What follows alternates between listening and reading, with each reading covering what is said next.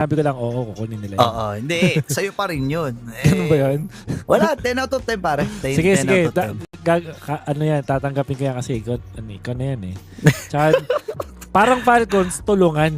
Tulungan dapat talaga. Oo, Walang kanya-kanya tulungan. gaming dito. Tama, tama. Guys, eto na ha. Nakikita natin ang Falcons Nest na sumusuporta talaga sa Team Falcons. Coach Moody and Coach Bren. Ito na ang pinakahuling matinding draft na kakailanganin natin para makalusot sa Grand Finals. Yangon Galacticos, Coach Marbs. Baka naman Coach Marbs. Hindi, Hindi, ginagawa niya trabaho niya, guys. Marbs, phenomenal. Phenomenal. Okay, what's the first pick? Oh, okay. So, sinagot agad tayo ni Sushin. So, ano to? Claude ulit. Claude Esme. Claude Esme muna. Hindi na pwedeng palusutin yung Claude, no? Ganda ng laro. Ayan na. Mainit. Gary David. Esme na flop. Esme na flop. Huwag ka na mahiya. Huwag ka na Ikaw mahiya. naman yan, flop picking. Alam ko magsuswap kayo, pero yan na yun eh. Pwede na. Kung hindi man, all things considered, may Eudora. Siguro hindi nila yun ipagtatapat sa Sushin. May glue kanina na trip din nila. Tapos ganun yung timpla dito. Since walang Fanny Hirara, ganun ulit yung diskarte ng Falcons. I-open muna nila hanggang sa dulo, sila yung ka-counter. Dun sa pick ni Han. Okay. So, ayan na, gulo ka. So, ito yung liko nila. Sabi mo kasi kanina, di ba, bukod sa Esmeralda.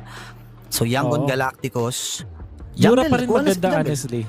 Yura pa din yung maganda. Pero this time, baka hindi na sila mag-click. Baka tapatan na nila ng Moskov. Yung itong club. Parang ano na. Hanggang dulo na tayo magbakbakan, Marco. Mula laning hanggang sa dulo. So, Moskov na kagad sila dito? Oo, tingin ko. High pick Moskov. Tsaka Tapos, Yura, kung high jungle, pick. Yura, high pick din. Jungle choices nila mamaya is yung mga okay, Guinevere na. Yung ano. So, actually, Guinevere Zushin nila, ginawa na nila to against Pro. So, this is a strong combo, may nakaparehas. Falcons has to be prepared for this one. And that means, baka mag-SB sila. So, run it back. Huwag na masyado mag-isip. Ayos na yun.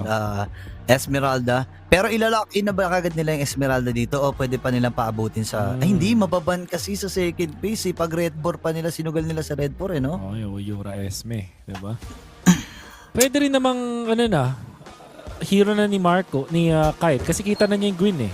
So, pwede na siyang mag Suyu, Harley, ganun. Ayun, Harley. Ang kanya pipiliin. Tapos si Flap naman yung nakaabang kung sino yung last pick. Oo. Kasi ngayon alam na nila yung hero ni Kaize. So parang ang ihuhuli nila dito yung hero na ni Ying. So yun yung ka-counter ni Flap, I feel like. So second phase na sila kukuha kasi may Esme Yura pa no? Oo. Baka hindi sila magtanggal dito ang Falcons ng kahit isa doon. Ayun, Matilda. Okay. So, kasi ginawa din nila sa Proto. Oo nga. Yung mga ganito. Yung gantong galawan. Inaisip ko tuloy kung may chance mag-Fovius. May chance mag-Fovius itong YG. Kasi yun yung combo din Gwyn plus Fovius. Ay, okay. Eve ban. At yung Eve, isa to sa mga sagot sa Fovius. So, I will not be surprised if Falcons makakatunog sila. Kasi sila mismo nagpa-Fovius plus Gwyn and Zushin.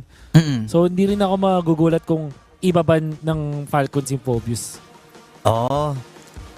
May mga times, di ba, na parang pinapartner din sa Guinevere is the Arlot. Parang ganon. Pwede rin. Di ba? Sila rin gumagawa rin nun eh. Yung Falcons din eh, di ba? So, baka tinitingnan din nila to. Good idea yun, Mr. Burrito. Pwede nilang iban yung Arlot tapos sila yung mag-Fovius. Ayun. Na. Tinanggal na. Great idea. Kasi combo routine nga naman yun. So ano yun to? Haji, kung susunod natin Haji pattern, Selena or Valentina ang mabans dito ng YG. Ang tanong ay ibaban pa ba nila yung Selena? Ayun. Nerespeto talaga, mahirap. Mahirap pa rin kahit yung dalawang sunod na talo ng Falcons ay with the Selena sa Haji Selena, hindi mo pa rin pwedeng pabayaan yun, pre. Game 5 na rin kasi. Game 5 na eh. Okay, so ito yun ang mga repick. O, diba? So, ano kaya yung hero ni Haji? Baka kakaiba. Katulad ng Farsa. Joke lang.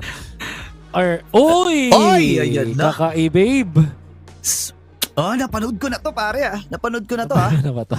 Oo, kasi pwede nilang ipanapos yung set yan. Pwedeng pang set up doon sa Deadly Magic.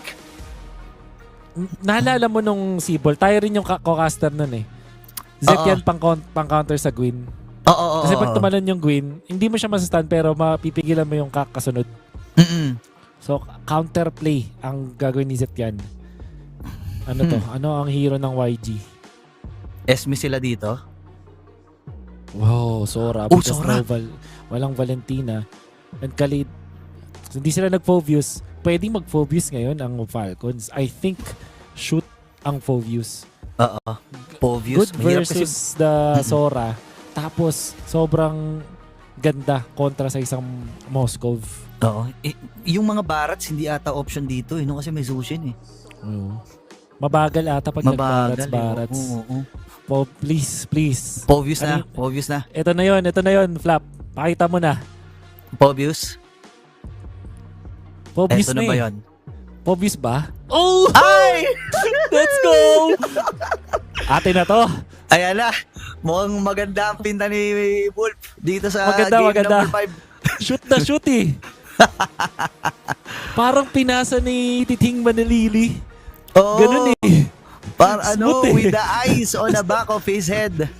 Coach Moody and Coach Bren Oh, what a pass. anchoring itong itong draft na to pare. Parang masaya naman yung dalawang coach natin dito sa kinahinat na ng draft. Ang ganda ng palitan. Nakakakilig. Lalo na kasi itong Sora Khalid, hindi ko siya maiisip at all. Pero, ang point niya dito is super duper dive. Alam mo yung minsan, di ba, may protect na president kapag Moskov. Ito, baliktad. Hindi nila, poprotektahan nila yung president by going in first. Sila yung mauuna. Tapos, uubusin na lang. Parang gano'n. Gulpi de gulat ang gusto gawin ng YG. Counterplay naman mula sa Falcons with the Zetian and then that Phobius. Oo. Napakaganda ng ating aabangan. Game number 5. Kung ikaw ay hindi pa na-entertain sa serye na ito ay baka sa kuweba ka nakatira. Pero hindi, kasi napakatindi ng palitan. Draft pa lang, utakan na kagad mula sa ating mga matatalino, mga Filipino coaches, Coach Marbs, mula dito sa YG. Oh, wait lang, nabitbit itong si Owen, buhay pa rin naman. At makakaligtas ang mga miyembro ng Falcons. Pero wala passive si Haji. Wala nung pasabog, pantulak. Pero ito yung lugi tayo para sa Falcons. Ang lakas nga ng invade ng 4 na hero na to ng YG. Ano kasi ito yung mga talagang mama kung gumalaw. Kalabaw, di ba? Parang kalabaw. Oo, nangangalabaw. Kalabaw gaming to para sa YG. Oo nga, kasi yung lineup nila puro pasugod eh. Dito pa lang sa Khalid pare, mahirapan ka na. Yung mamamamain ka niyan, tapos naka-skateboard din, ang bilis kumilos. So, kung ikaw ay si Super Marco ngayon, kailangan mong doble ingat, lalo na pag di mo kita sa mapa si Blink. And even ito si Kyle, isa sa mga sakripisyo na gagawin dito ng Falcons is to really just settle down sa early game. Obviously, kapag nag-snowball sa early, ideal scenario yun. Pero para sa Falcons, kailangan nilang maghintay ng items. Ang ganda nung last pick na Phobius pero hindi siya libreng panalo agad. Kailangan pa rin ng items sa laban na to. Kailangan may first item bago maging siga. And then even si Kyle, hindi basta-basta. Kasi kailangan maging mabilis yung eliminations niya dito eh. Kailangan yung in-out niya mabilis. So, madaming mga conditions pa rin sa Falcons. Tingnan natin kung masasagutan ba ang mga kondisyon na yan. Naiwan nga si Haji dun sa may bandang gitna pero level 4 na rin naman na siya. So, makikipaghatangan lamang muna dito ang Falcons at ang YG. Kyle ay babalik dun sa kanyang orange. Ito naman yung na-expect natin. May 1v1 na naman. Bakbakan yung dalawang gold laner. Talagang match eh. Talagang nakikipagsabayan ni si Sanji dito kay Super Marco eh. Kailangan ilagay sa conversation to si Sanji. Kasi Di masyadong napapansin pero solido talaga siyang gumalaw eh. Ganda magaling. Magaling gumalaw, magaling pumindot. Kalkulado rin ng mga galaw. Tingnan natin kung makakakulaban nila. Masyadong malayo si Kyle ha. Pero yung pagong ay hindi pa naman din binburst. Pero sabi ni Han, sige try na natin. Okay, pumasok na Fear of the Phoenix ay nagamit. Si Ying ang makakakuha ng pagong. Pero sino ang unang malalatagan dito ng YG? Flicker out para kay Ogwen pero makakasapa din with a grab. Flicker ay nagamit din ni Ying para ilayo lamang. Itong si Ogwen walang mamamatay. Pagong lamang para sa YG. Just one more. I think this is what we're talking about when we say na hindi ganun kalakas yung early game para sa Falcons. And good decision sa kanila na huwag nang sumubsob. At nag-focus na sila sa pag-farm. Binigyan nila ng double lane dito si Marco at ihahatid din nila pababa just to make sure na walang manggugulo. Kyle will be able to get his purple buff as well. Ibigay na yung turtle, wag nang magpabukol if you're Falcons. As long as pantay ang early game, masaya sila. And this is what YG did nung game 1. Kung maalala ninyo, tiniis lang muna. Tamang, at magti-teamfight na lang afterwards. Tama. At kumbaga, tiis pogi muna. Tsaka na tayo magiging pogi. Pagtitiis muna ang ating gagawin. Yan ang ano ngayon ng Falcons. Pero si Hana, may mga threat pa rin talaga. Sa ngayon, wala pa naman tayo nakikita yung mga spatial migration threat niya. And now, ay available na rin ang Genius 1 para dito kay Kyle. Eto na, magsisimula na ng mga iteman para sa Snowball. Yeah. Gihintay na ng openings dito ang Falcons as well as YG. Pero expect na magiging tahimik. Game 5 MLBB means na bawal magkamali. Kailangan, lalong-lalo na sa nature ng draft ng dalawang teams na to. YG pasulong sila, no backing down yung kanilang composition eh. Yung Falcons counter-engage naman tapos farm heavy. So late game pa talaga sila lulutang dito for Falcons. So di pwede magkamali ang YG. Si Blink nga na nakita niya kagad no itong si Kyle at sinusubukan na nila na hawakan doon sa kanilang poder kung sila gagamitin ni Ogwen, pero bibitawan ng YG, papalipasin muna nila yung conceal ni Ogwen. Super Marco isasama na 5 members from Falcons ang nakabantay dito sa pagong. Habang sa kabilang panig nandun si Sanji, papasok si Ogwen, andun yung spatial migration, Violet Trigame nagamit kasabay ng Fear of the Phoenix. Super Marco with that turtle, and now si Kaizay nakakuha na ng kill finally, pero nakabawi din naman si Kyle ng isa. Ngayon sasama ba itong si Sanji? Hindi. At nagsasapak sa angin itong si Ying. Pagkakataon ng Falcons na bumasag sa baba kasi wala nang makakadepensa. Nilalakas lang niya yung kamao niya, guys. Para sa susunod, masakit na. Pero si Kyle napasama. Naku, lalim. I was just about to commend yung turtle nitong Falcons sa pagkuha nila. Tapos si Kyle, dependable na ako pa ng isang kill. Nagpakita sila ng 3 members dito sa baba. Pero yung YG, nakahanap ng opening dun sa gitna. Kyle being greedy na mag-clear nung wave na yon. Sayang yung lamang. For sure naman natuto na si Kyle. Hindi na mauulit yon, hindi na pwedeng maulit yon. Kasi wala rin siyang info doon sa left side 'di ba? Kaya nga medyo risky talaga. Kagaya ng nabanggit mo, Wolf. So, ngayon, babalik uli sa kalmahan ng Falcons. Alam nila, natuto na sila na hindi pala pwede gawin yon kasi papalag din ng Yangon Galacticos. So sila may hawak ng kalamangan, hundreds lang ito. Yun naman importante. Sabi mo nga, tiisin lang natin. Late game ang abante ng Falcons with a Claude, with a Harley rather. And itong si Haji ay mamaya'y mararamdaman natin din yan. Sanji stealing the crab. At actually, di natin napapansin, malaki na pala ang kalamangan dito ni Sanji over Super Marco. With the levels. When it comes to gold, I'm not entirely sure kung nakakalamang siya.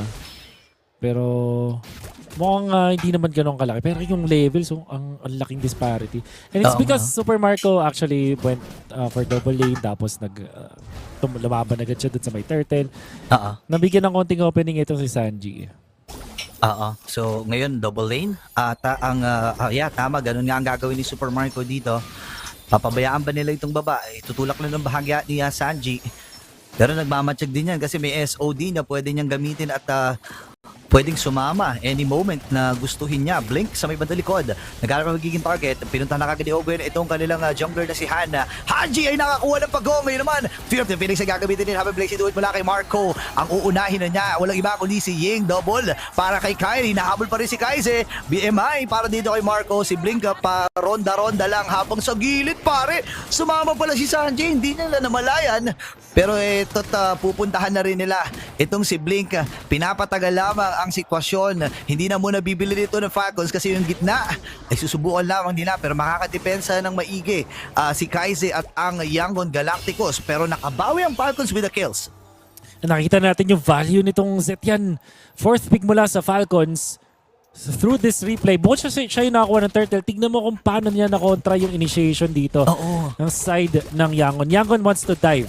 At yun naman yung nagagawa nila successfully. Nandun na sila sa box ng Falcons. But one Fury of the Phoenix is enough para ma-reveal ko nasan sila lahat. May konting chip damage at most importantly yung stun na nakuha nila afterwards. Pang-reset kasi yun ng Falcons at nagbigyan sila ng tamang shot calling eh. Kasi after nun, pwede ka na maglatag ng Dark Wave, pwede ka na mag-targeting kung ikaw Falcons, pipili ka na eh. Shot call mo na kung sino yung atakihin mo. At yun yung nakuha natin dito mula sa Falcons. Oo, ganda nito para sa Falcons. Lalo na ay hindi pa rin naman namamatay itong si Super Marco. Siguro ito yung pinagpapasalamat din ng YG. Hindi pa nakakakuha ng kill si Marco eh. No, napunta lang lahat dito kay Kyle. Si Blink ay nandun din sa may gilid. Tuloy-tuloy lamang itong si Sanji sa pagsibat doon sa Torre. Ogwen ay sinalubong ng dalawang miyembro mula sa YG. Pero susubukan nila maghabol. Flap, available yung kanyang flicker. May Dark Wave siya na pwedeng gamitin. Pinatama na nga dito kay Sanji. Nagamit yung Fear of the Phoenix. Pero kukumpul-kumpulin na ng Falcons dito habang sa gilid. Pero may nagaganap 1v1. Kyle versus Blink. Pupuntahan muli dito ni Kyle. Hindi niya talaga susukuhan itong si Blink kahit naka-skateboard. Kung sila gagamitin pa rin. Pero hindi makakatakas. Itong si Sanji. At ang ganda ng naging tagpo na yun. Lalo't magkakalord na buhay na nga't pwede nang kunin at simulan ng Falcons. And what a pick-off right there kay Sanji. Super Marco. Forcing out. Ito na, ginagawa ng Falcons kapag hawakan nila yung lead.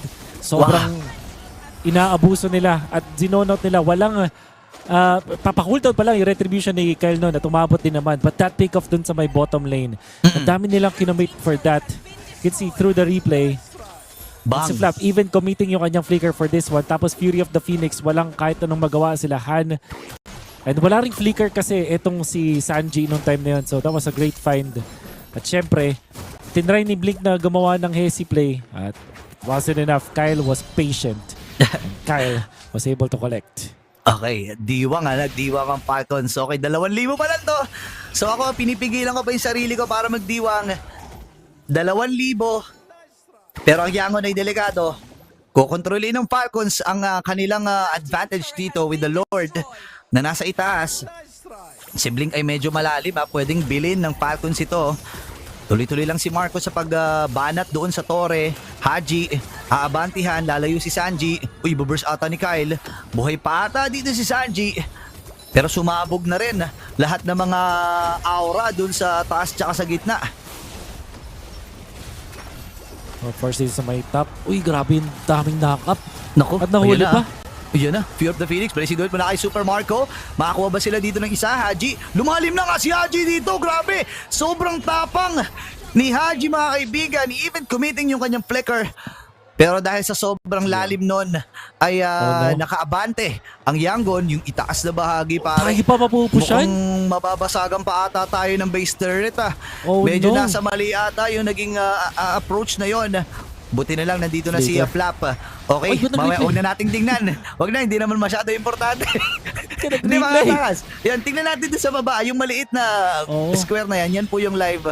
Ayan, ang lalim ni Haji pare. Lalim ng lahat, pati si Super Marco. Pati si Marco, lalim din eh. It's not worth it.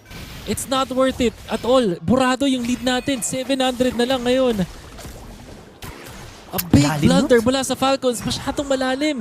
At na-force pa yung flicker ni Flap kasi sobrang tagal din nila mag-react dun sa may bottom lane. Lahat ng yun nangyari, walang Han dun sa may top lane. Sayang ang...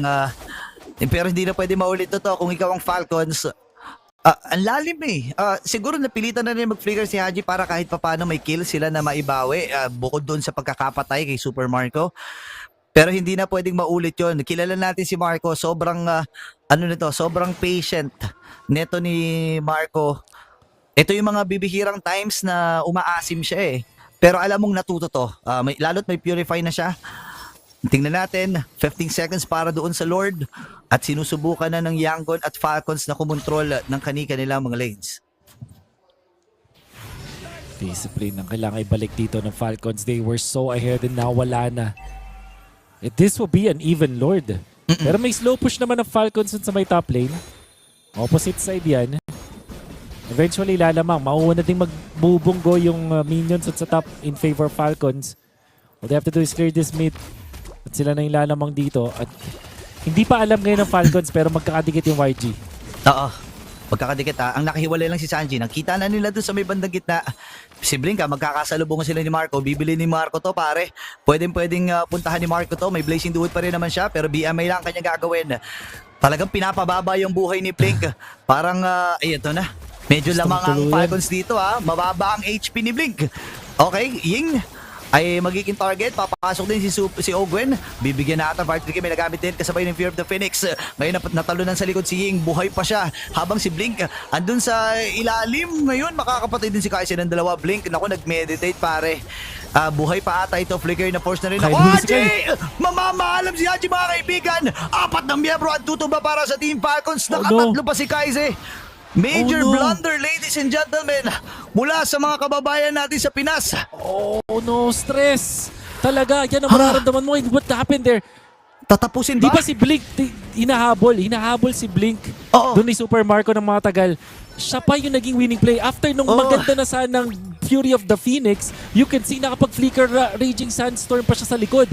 Tatlo yung tinamaan niya, kaya kahit ang ganda ng talon ni Flap, walang follow-up and hindi na-expect at nabuhay pa siya noon sa moment na yun.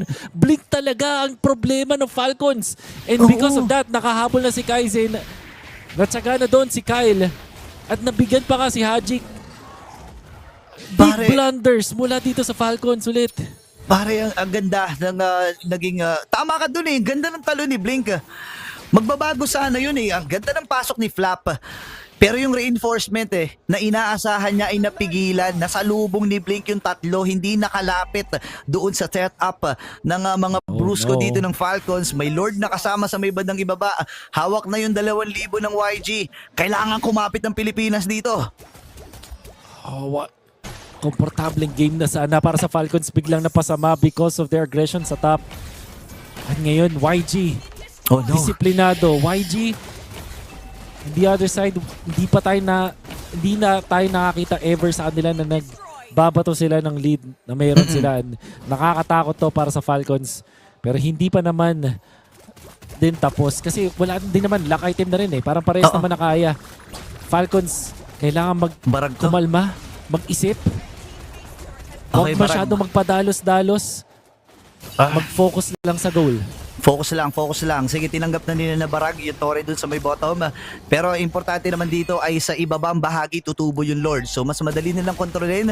Hindi makakapag-set up ng split push dito ang YG not unless ipapadala na si Sanji sa itaas. Pero again yung mga crucial na boost na yan, kailangan daanan ni Ogwen. Itong pinaglalaroan natin is Dangerous Grass. So lahat na mga bagong bush, kailangan kay Flap, kailangan kay Ogwen, hindi pwedeng mahuli si Marco. Lalo sa napaka-importanting Lord fight na mangyayari in less than a minute. In a minute. Biglang na-stress ang buong Pilipinas. Parang nanginginig nga yung sigmura ako, sa totoo lang eh. Oh my God. Panalo na. Natigol pa. Mahirap to pero hindi pa rin imposible para sa Falcons. 4.8k ang lead ng YG. At maintindihan mo yung Falcons bakit nila pinupuruhan itong si Blink. Bakit hindi tinigilan ni Kyle? Kasi ganun talaga, sobrang impactful itong kalid na to. And the player himself, all of the wins ng YG was because of him. And so far, itong maliit na comeback pa lang ng YG. In fact, malaki na nga ito na comeback. 4K? Dahil din kay Blink. Oo. Ang hirap isipin. Para dito sa Falcons, pero kailangan nating kapitan nito. Super Marco ay susubok na rin na sumama doon sa planong setup ng YG. Napaka-importante nito, hindi dapat mahuli si Super Mark or even si Haji. Kailangan lang gawin ni Haji yung paulit-ulit na nangyayari kanina kapag may setup. Itong si Han ay Fury of the Phoenix na ang kanyang pinasasagot.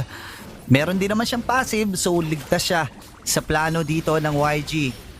Pero kinakalahati na yung Lord, Ogwen at si Flap. Sila ay na talaga para dumipensa kung sila ang kanilang gagamitin. Han ay nakuha na yung Lord, pero hindi ata nila patatakasin dito itong si Han. Nagamit yung the Phoenix, mapapatay ata dito si Blink. Uubusin ata dito ng Falcons, pero hindi nagamit. Na-cancel yung plano dito ng Falcons. Patay si Kyle, pop yung immortality. Si Han sa may bandang gitna, diretso na ata doon. Iiwanan na ata yung mga miyembro nila. Pinistaka ng mga Piercer dito ni Kaize. 3-man down, make it 4. Magiging 5 pa. Kaize with the Maniac. Ubus ang Pilipinas at YG ay sumusugod na sa base ng Falcons. Ladies and gentlemen, ang pangarap ng Pilipinas na makatungo sa Grand Finals ay puputulin ng Yangon Galacticos. There was a time in the history of MLBB that this region was on top at par with the Philippines. When that happened, tuloy-tuloy ang dominance ng Pilipinas. But now it is ended by them. Yangon Galacticos. Hindi in-expect ng mga tao na ito yung team na pwede mag-champion or makapasok sa finals. Walang nag-uusap about this team, but now